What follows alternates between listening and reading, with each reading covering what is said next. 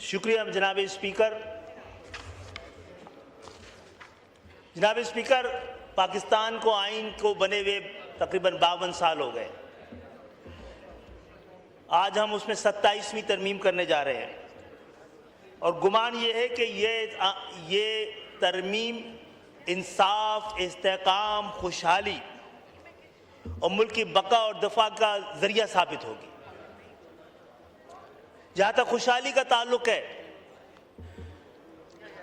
जनाब स्पीकर, पाकिस्तान की खुशहाली का मकसद पाकिस्तान के 25 करोड़ अवाम की खुशहाली है।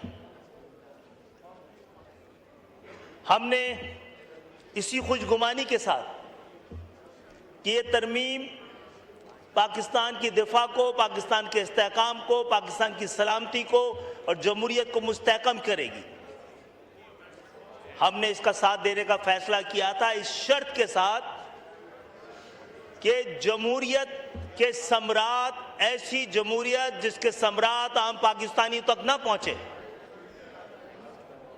उसकी किसको जरूरत है। अलमिया यह है कि पाकिस्तान में जब जमहूरियत आती है तो बुनियादी जमहूरियत रुखसत हो जाती है और जब जमहूरियत नहीं रहती तो बुनियादी जमहूरियत आ जाती है। पाकिस्तान के आइन के आर्टिकल 140A में के जरिए इस बात को मुमकिन बनाया गया था कि डेवोल्यूशन अगर पाकिस्तान में होनी है, कोई जरिया जिसके जरिए पाकिस्तान की अवाम की दहलीज तक जमहूरियत के सम्राट पाकिस्तान की अवाम के बुनियादी हुकूक और उनकी बुनियादी जरूरत का तहफ़्फ़ुज़ करा जाएगा। हमने आपके साथ हुकूमत बनाने में आप खुद गंवाए जनाब स्पीकर। हमने कोई मुतालबा नहीं रखा था।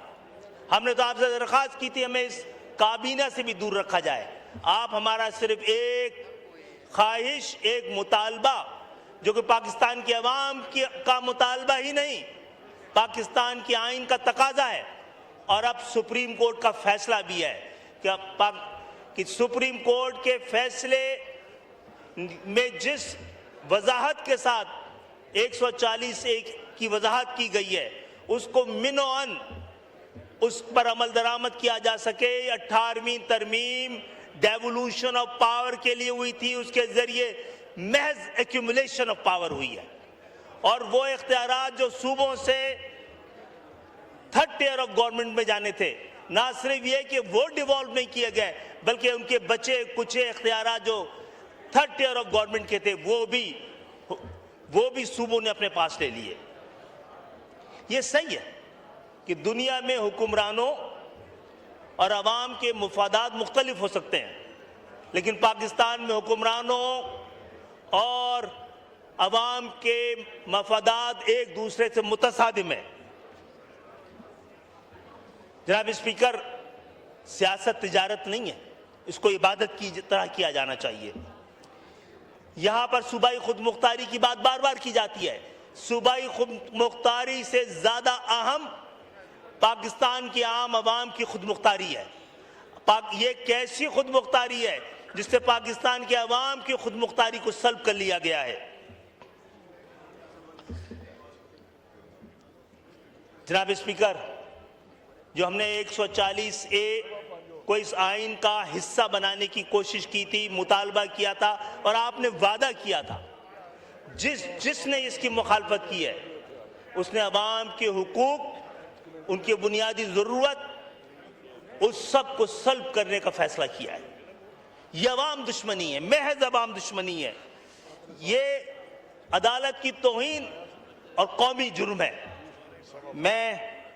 हमने आपके सामने यही एक शर्त रखी थी और इसके बाद देख लीजिए, जब तक आज के मुहज़्ज़म माशरे में, ताकतवर माशरे में, जहां जहां जेन्युइन जमहूरियतें हैं, जो तरक्की याफ्ता माशरा है जिनके आप मिसालें देते हैं, वहां पर सबसे मजबूत अगर कोई हुकूमत है तो वो थर्ड टियर ऑफ गवर्नमेंट है, शहरी हुकूमत है, बल्दियाती हुकूमत है, दही हुकूमत है।